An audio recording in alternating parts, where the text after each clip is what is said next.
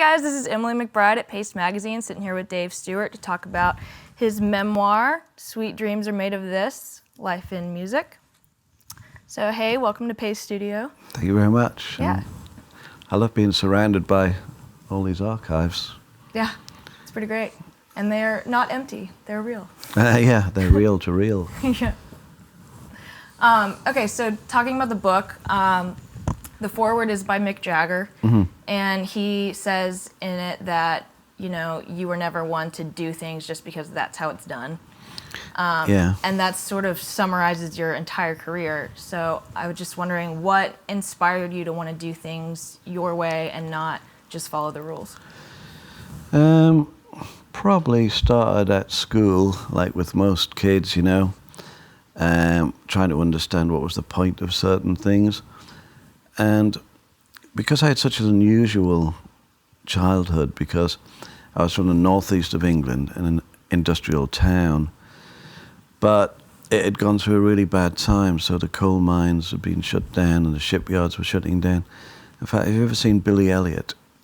Yeah. Right, so that's very near to where I'm from, and remember the miners were on strike, and it was very difficult, period, unemployment and everything, and all you dreamt about was being a footballer, because like that was, every Saturday there was a big roar came out of the, not a stadium, but like it was called Roker Park, and that roar had something about it that you felt, that's something different, so, but I got my knee broken when I was about 13, badly, and I had an operation. And I was like so devastated because the surgeon came to see me and said, well, you'll be up on your feet and you'll be playing football in no time, about a year or something. And I was like, a year? When you're like 13, that's like forever. But my brother brought in a guitar that my grandmother had, an old bashed Spanish guitar with 4 strings. And really this guitar became a portal throughout my life, that where I didn't really need to follow too many rules, because, as soon as you can play an instrument, you kind of can step outside, really, of the traditional way of living and become, in inverted commas, an artist, right? So I didn't know I was an artist till I met a real artist who was a painter, and he allowed me to sleep on his floor, and he would paint all day. And then it slowly dawned on me that, oh, he's an artist, that's what he does. And every now and then he sells a painting, and we had nothing but coffee and this kind of ginger cake to eat all day. But I didn't care. It was like, wow. So that sort of started when I was very young, that I wasn't living inside the normal sort of rules that regulate society. I'd already kind of tuned in, turned on, and dropped out kind of thing. And it was a perfect time. I mean, I was 16 in 1968, so right when it was an explosion of psychedelia, drugs, women got the pill, all these things happened at the same time. I remember I was in Hyde Park and the Rolling Stones played, and Brian Jones had just died, and Mick Jagger came out wearing a little dress, and all these, butterflies were released, and I was like totally stoned and really young kid, and I was like, I'm never going back. You know what I mean? Yeah. How can I go back from this? Okay. So you got signed by Elton John when you were 18 with Long Dancer? Yeah. So how did that come about? You see, up in Sunderland, when I started to play the guitar, I met a few other people, and I managed to sort of sneak into a folk club. I used to look about 12 when I was about 16. Yeah. And so they would never let me in. And then eventually I got in, and I learned a couple of Bob Dylan songs. And then this guy who was a lovely chap, but he was much older than me, and he was a teacher, a sort of relief teacher. He played the guitar too, and he said, hey, there's this thing called folk music, and like in New York, they're in the village there, they've got cafes and they play, and we started talking about the whole world. It got very exciting. And he showed me how to play and sing in harmony and stuff. And then we met two other boys, and we all joined together. And one of them, his brother, was a drummer called Nigel Olsen. He was called Kai Olsen. And it's a funny story, because this drummer drummed for Elton John, but he was also from Sunderland, where I'm from. So they came round to see us play one day, you know, and there's a guy called Mickey Grabham from a band called Cochise. You probably have one of his tapes here. Amazing guitar player. And they brought a bag of weed with them. Well, we'd only had bits and pieces up in Sunderland, and this was like incredibly strong. So what happened was, we smoked this weed and we spent an hour trying to tune up, and we couldn't play one note, and it was really embarrassing because it was his brother. But evidently they got so stoned they went back to London and said we were great. So we got invited down to London, and then we could play, you know, in the daytime, something sensible. And first we were signed by Chris Blackwell to Island Music, and then the tape got sent round to Elton John. You know, Chris Blackwell put us in the studio, and we did 4 songs with Stevie Winwood's brother producing. And Elton John heard it and signed us.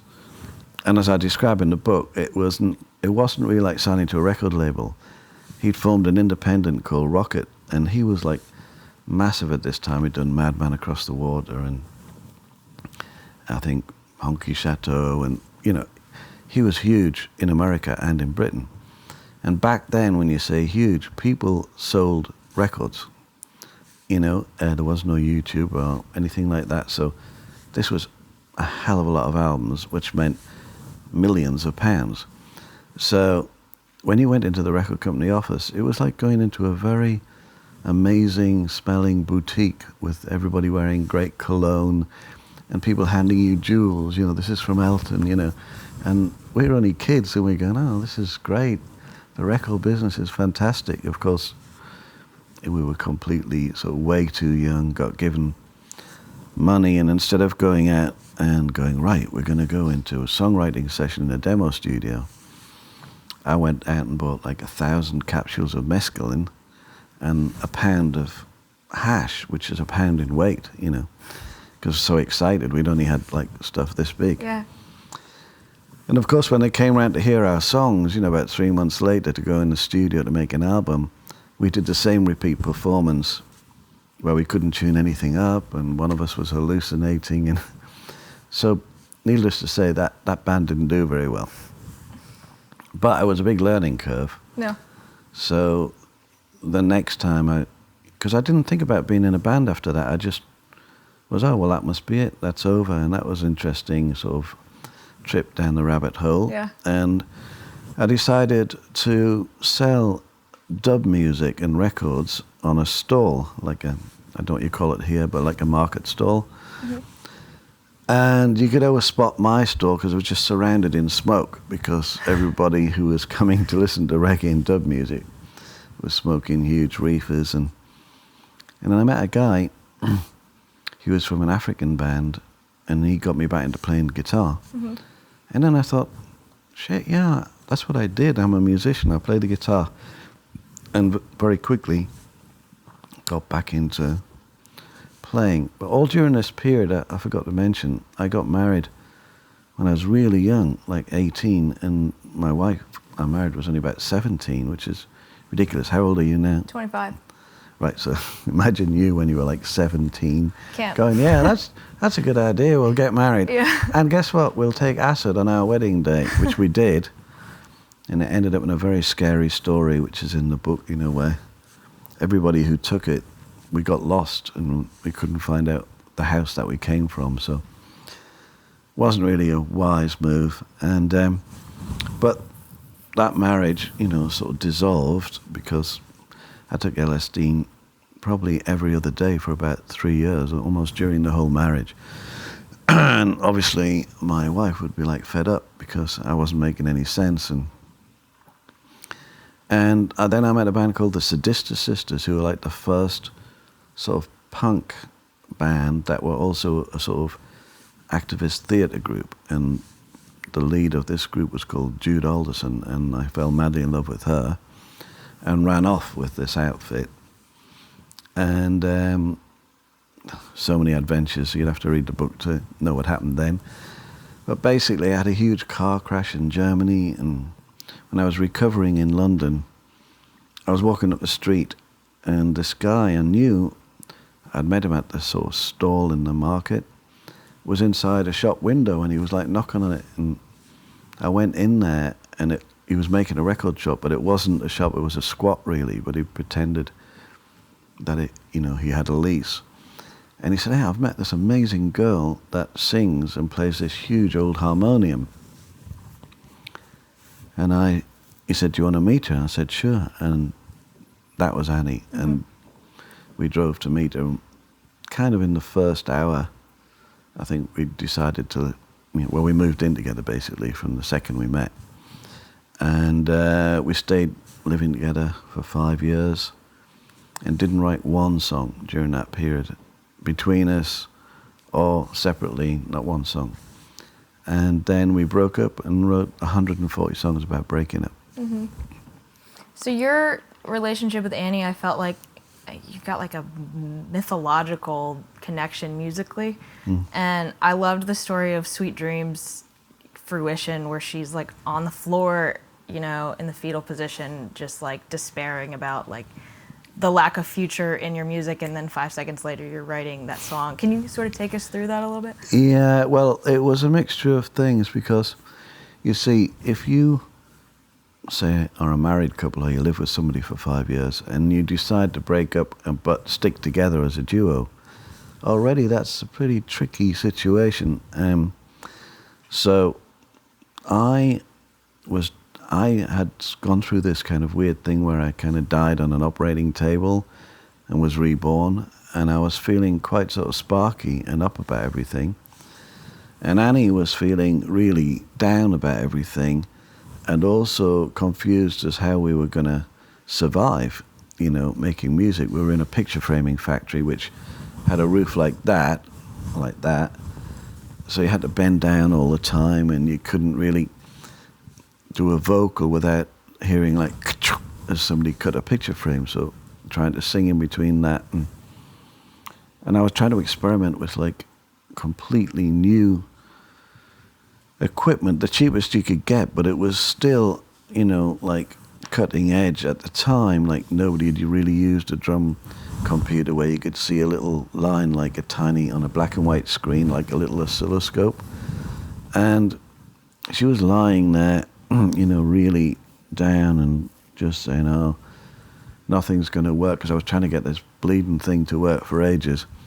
And suddenly I got it to work, and the whole sort of beat of Sweet Dreams started to come out in about a minute. And I had a sequencer, which was called a Roland, tiny keyboard, I had just a keyboard, and I was playing this dunk, dunk, dunk, dunk, dunk thing along with the beat.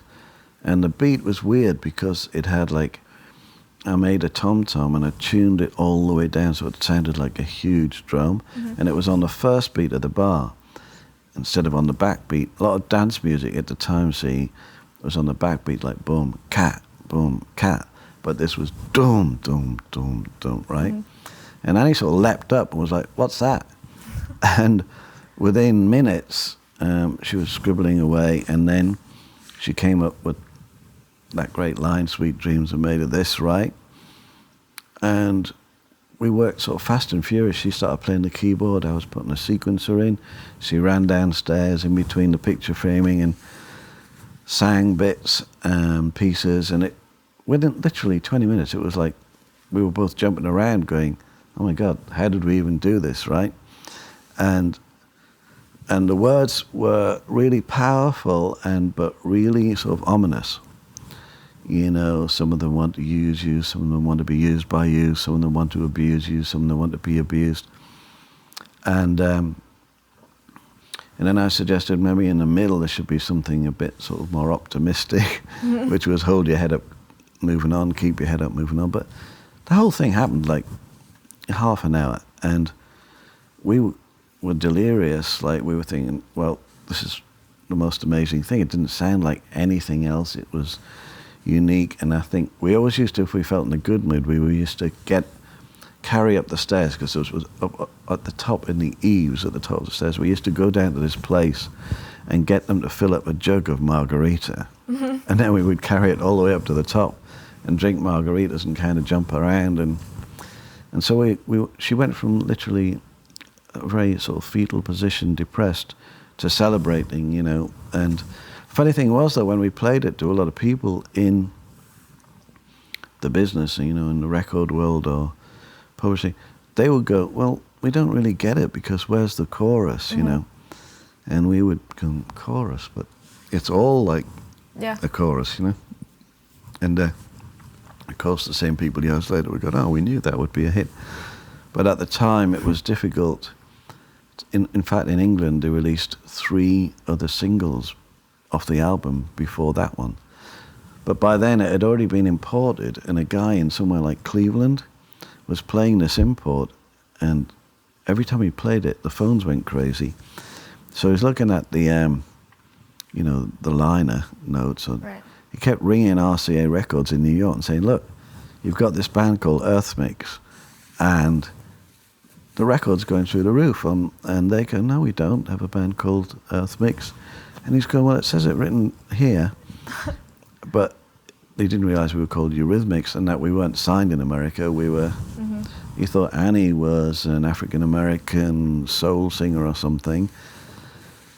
And then his radio station started playing it, and people started demanding that import and spread across America. And it was a very short time we were like #1. Where, of course, if you have a #1 record in America, and especially if you're not from America, everything changes, because that record became like a smash all over the world. But then after that, every record we made just about, you know, Here Comes the Rain Again, Who's That Girl, Would I Lie to You, Missionary Man, they all just became a hit all over the world. And a lot of bands, they get famous in one country, and they can tour around that country and have a rest. But literally, we were like, you know, Norway, Sweden, Denmark, France, Germany, Italy, Australia, Japan. Like, we were going around the world that way, non-stop, and making 9 albums in 8 years, right? So we would stop for like 4 weeks and write all the songs and record an album and go off around the world again. So it was a very, very intense, like 10 years really, from the concept of Eurythmics, 1980 to 1990. So when that obviously takes up about a third of the whole book, because we squeezed about 20 lives into that 10 years. Yeah, for sure. So the Nelson Mandela AIDS awareness, that was basically, I mean, it's a huge list of, it's just like a ridiculous list of amazing artists. It's like a who's who of my music library. So how did that come together? Well, yeah, no, it's not often you get a phone call from somebody like Nelson Mandela, but that's what happened. I was sitting, and his voice was coming out of a speaker, and I was like, you know. Yeah. And I was telling him, people were saying, you should put on a concert and raise money, you know, to raise awareness about AIDS. And I was saying, well, the thing is with these concerts is they're very complicated and iffy, and you might walk out losing money because it's difficult enough doing it in America, but in South Africa, and getting bands to go there, and hotels and flights and the cost of everything. And I said, I had an idea to take his prison number, which was 46664, which that's all he was called the whole time he was in prison, nearly 30 years, and turn it into a telephone number worldwide with a prefix. And, you know, explaining this to somebody who's been in prison for all this time, and I'm talking about technology and how it's going to work, and that I would write a song with different people, Paul McCartney, Bono, and when people lifted the phone up, when they dialed it, that's the only place they could hear these songs. But first, I wanted Nelson Mandela to speak and say, hello, you've rang this number, right? And he was really funny, actually, because he was saying, he understood it all, and, people around him were saying, showing him this is how this works. And then he laughed and he said, "Oh, well, I remember all I had to do when I was a boy was I would run out and shout across the hillside, 'Hey, how are you, Mr. So-and-so?'" And he was sort of cracking jokes, and he was such a wonderful person to be around. And then I had to fly to South Africa, and by then, Roger Taylor and Brian May from Queen had got involved to help, and their manager. And we were starting, and I went to see Richard Branson, and I showed him a film of me and Bono working with these words that Joe Strummer had written, and very quickly I had a whole load of artists interested in helping. And then I went to see Richard Branson. He said, "Okay, all the planes for free to fly people there." And he was great. And also he just set up Virgin Mobile. And he said, "Okay, we'll get that going."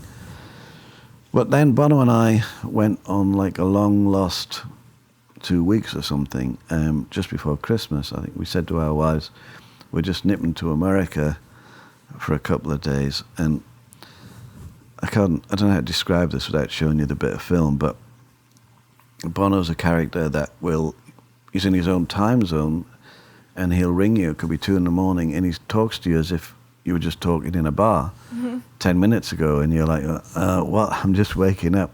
And he was so excited, he got some words going about a song to do with, what we were doing, the Nelson Mandela whole world, that we were creating this sort of 46664 foundation. And he said, "I'll tell you what, why don't we finish it in America?" And I was like, okay. Well, it was already today, if you know what I mean. It was like 2 a.m. Right. And the only way I had of recording what he was saying, because he was going so fast and he wasn't writing it down, was my wife found a camera. So there's a film of my knee and like the telephone with his voice coming out for about 25 minutes. And that's what I had to take with me to America. And I got into America in LA the same day at about 5 o'clock, because, you gain 8 hours. And the next thing I know, we were in a studio with Dr. Dre, and then we were like on the top of the, what's it called again? Hotel on Sunset, where it's a very infamous hotel. And we were on the top floor, and we were trying to write stuff on top of what Dr. Dre had written. And then we decided to fly to Miami to meet Bruce Springsteen and try and get him involved. And we weren't sleeping really, and we got to talk to him backstage before he went on. Then he announced for us to come on stage, but by then he was like 52 hours without sleep. And right during Because the Night, he turned around to me and nodded to play the solo. And I was already like, oh. And then in that song, you forget there's a huge key change then. So I was like, by the skin of my teeth. And then we decided to go to New York. And there's one point in the book where it's really ridiculous. It's Bono and I had invited so many people to meet us in New York that we had, Beyonce and Pharrell Williams in one room, and we had,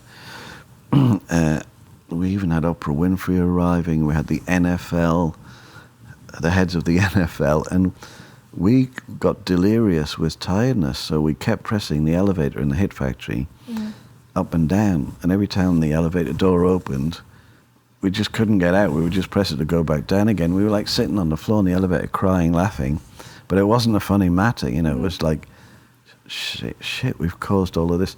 We better do something. And in the end, we managed to pull it off, and this huge concert in Greenpoint Stadium in Cape Town, and it was amazing. And Mandela came on stage, and his prison number and everything, and it was epic. So you said that you are fortunate enough to have your life be your work and vice versa. So what do you do when you're not doing music? Yeah, well, on releasing this book, obviously, all I do is talk about it, but before the book, I have life before the book and after the book.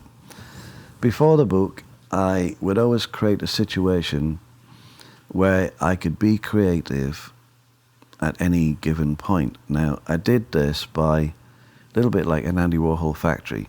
So I had that in London. Then I created a huge one called the Hospital Club in Covent Garden and in Los Angeles. And it was a bit like walking into this place with different rooms, but you see everything was set up. You want to take a photograph, you can take a photograph. You want to film something, you can film it.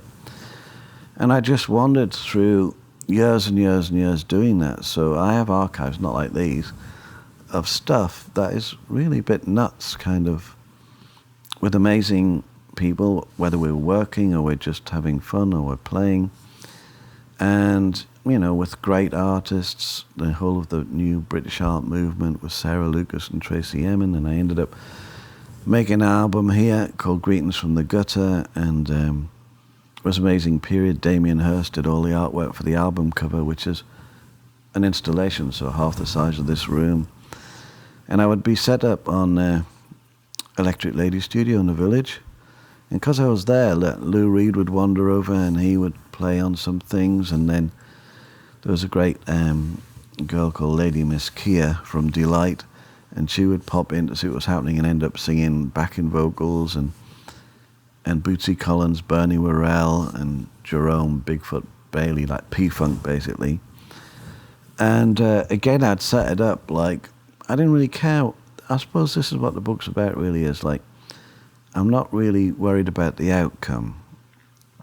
So it's kind of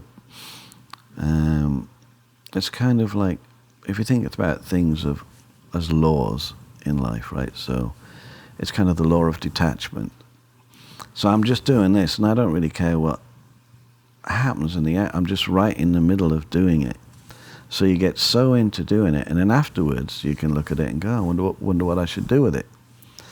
And I've done this so many times, like I've shot loads of footage that was seemingly disconnected dots, and then I've put them together and it's like become something, like a collage with music, or, you know, like cut-ups, William Burroughs or whatever. But so I've done a kind of cut-up life, really. So I haven't been put into a box by anybody, because nobody can say, oh yeah, he's, you know, makes sort of heavy metal music, or he does it. Nobody really knows what to think or to expect, which it makes it a lot easier for me to wander into different situations.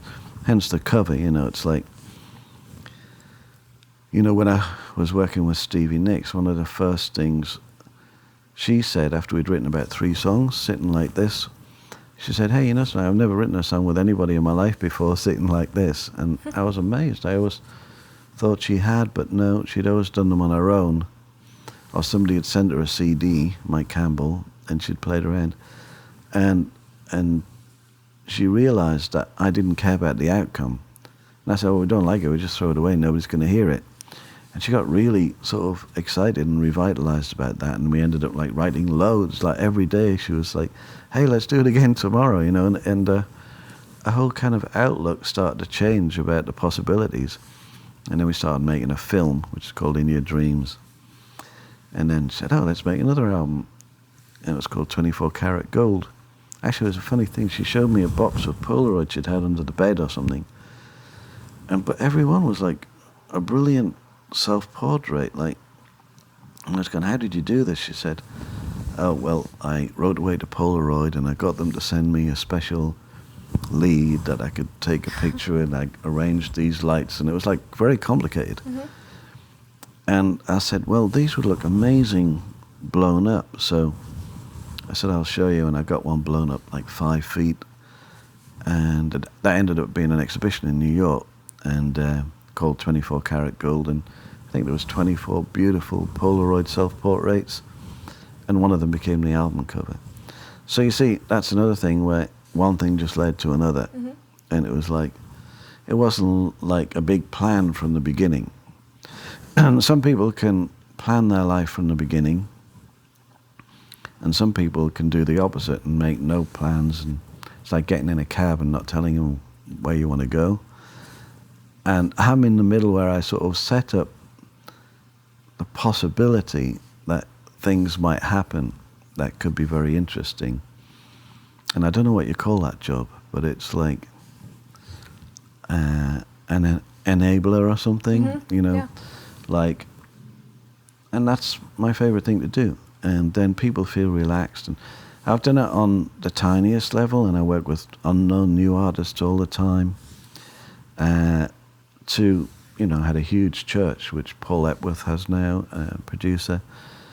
And I would have huge sort of columns with frankincense burning and invite Bob Dylan and his band. And they would turn up after playing in London at 1 a.m, and there'd be other people there on cushions, and they would like it. And Bob would be like, yeah, and so somebody would start playing the guitar, and he'd be talking in the corner to Eric Idle from Monty Python or something. The maddest situations, but I hadn't really done anything apart from just like set the scene, you know? Right. So you said in your book that famous musicians don't really just like know that they're amazing and not question it, and that they're their biggest critics. And then later you said that fame is a measure of achievement, and obviously you're very accomplished. So how do you know that you're accomplished but not just become obnoxiously like cocky? Well, the thing is, you see, no matter how many awards you get given or whatever, and everybody says when they go, it's very nice to be recognized by the Academy or whatever, but you know, every one of those people on the stage, as soon as they're seeing a rough cut of a movie or hearing a track back, are like worried sick about it. And I'm the same, you know. So like, whenever I have something finished that's, oh, this is going to be analyzed, you know, it's like I can see all the million things in it that I would have done slightly different. Or if I come off stage and somebody, they will say, oh, it was a great gig, and you always think, that's weird, because that was a really bad gig for me, like my guitar pedal wasn't working. And so there is no real great payoff, you know, where you go one day, like Dylan says, when I paint my masterpiece, but it's never going to be there, you know. So I'm surrounded by people who also like that, so really insecure. My job is really trying to sort of get, you know, another artist or help them not feel so insecure that we actually start something, you know. And somebody like Brian Ferry, who I love and is a wonderful songwriter, he's very insecure about starting something, you know. He'll write a line of words and cross it out, and but you have to get over that hump and get in the middle of it, and you know, okay, this is right when you're in the middle of something, it looks chaotic, and how are we going to fix this and everything, and you just got to sort of like try and not worry about that. That's like life itself, really, isn't it? You know, whether it's a relationship and it goes a bit funny and then it suddenly comes out the other side again, or whatever it is, you're just in it and there's no getting out of it, you know. I mean, only one way to go really is forward. Time's not going to change, and so it's acceptance, I think. So the acceptance of things and the disconnection from, you know, the outcome are two things that I think really help people in life if they can get their head around that, which is quite hard to do unless you've had like a near-death experience or something radical has happened, because most people are going along in it, and it's very hard to sort of look from the outside in it, because you know, you've got to pay the rent, you've got to get the groceries, you've got to meet so-and-so at 3:30, and then this is happening and that's happening, and to sort of get in the space in between your thoughts is difficult, but that's where all of creativity lies, really. So we touched earlier a little bit, we talked about this, but a lot of people are talking about the partying in the book and how, you know, but we were talking about how it's less of a party war story than it is about your love affair with music and basically a love letter to your career. But I'd like to talk a little bit more about that and what inspired you to write the book in the first place. And well, the funny thing is, I've always found that people around rock groups or celebrities or success, they're the ones that think there's a party going on. Whereas the person themselves doesn't actually think there's a party going on. They're just like backstage, you know, having a drink or something like that. And then somebody comes in and it's like, and often, you know, throughout my career and employing people, there's certain people who come for the job and after a week you realize, they're one of those people that think this is a party. Mm-hmm. It's not a party, we're actually doing work. It just happens the work can be really good fun sometimes, which might include, you know, what looks like a party. But actually, all the way through Eurythmics, you know, I sort of peaked at taking drugs, luckily at 26. And I was addicted to speed, which wasn't fun, it wasn't a party. It was kind of nightmarish. I think in the book I say one time, I was woken up by a loud scream, and it was Annie screaming at a Hell's Angel who was trying to get me to take coke while I was asleep off a flick knife. I mean, it's not really a party. It's a very sort of dark image. And then during Eurythmics, I didn't take drugs really at all. Like once we all experimented with MDMA when we heard it had come out, and everybody talked it up a storm, you know. And another time in the 90s, when I took it again with a great friend, a filmmaker, to disastrous results. But apart from that, I have a martini at about 7:30, 8 o'clock. Really strong one, because I use like rock hard ice from the freezer, so no water goes in it. And I always have that, you know, for, I don't know, the last 30 years or something. And the rest of the time during the day, I'm like full on doing something creative. Yeah. Are you vodka or gin martini? Vodka. Actually, I learned a good trick, which is, you know, when you go around the world a lot and you want a specific thing and you don't speak Dutch or Greek, I had to tattoo it on my arm. And the last resort, you can always go, look, I want one of them. And it's got this, an olive, and, you know. Yeah, that's pretty good. It works, anyway. Yeah. So, winding down, you've done so much, so what is left for you to do? Well, I don't really look like sort of ahead into nothingness and go, oh my God, and panic, I must do this and that. You know, I've got 4 children, so I tend to be sort of entangled in what's happening with them. And then when I do have that martini and put on, say, Stevie Wonder's Talking Book, I do go, oh God, I wish I could just go in the studio with Stevie Wonder and just get him to play everything, like the drums, the bass, like nobody else needed. And I would just help him record it, something like that. Or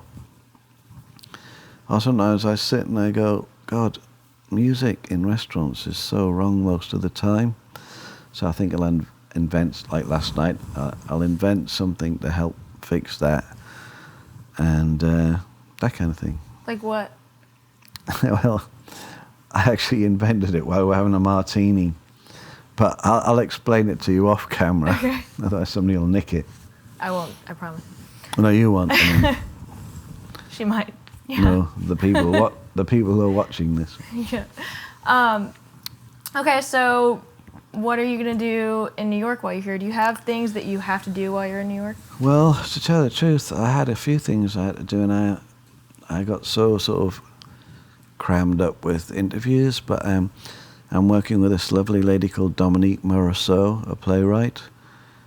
She's from Detroit, and we're busy working on something, and I wanted to go and see one of her plays is on at the moment off Broadway.